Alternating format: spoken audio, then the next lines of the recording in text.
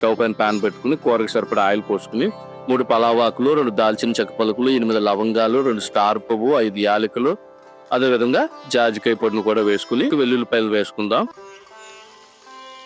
ఈ పచ్చిమిర్చి కొంచెం వేగిన తర్వాత దీంట్లోకి కరివేపాకును కూడా బాగా నలిపి వేసుకుందాం.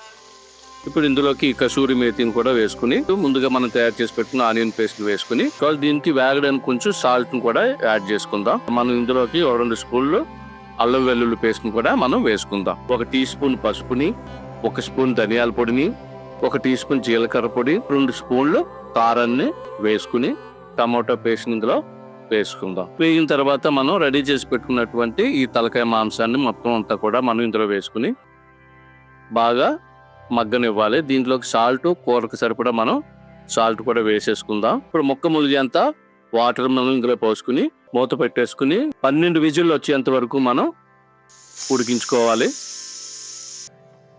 ఇప్పుడు మనం ఇది ఓపెన్ చేసుకుని బాయిల్ అయిపోయింది.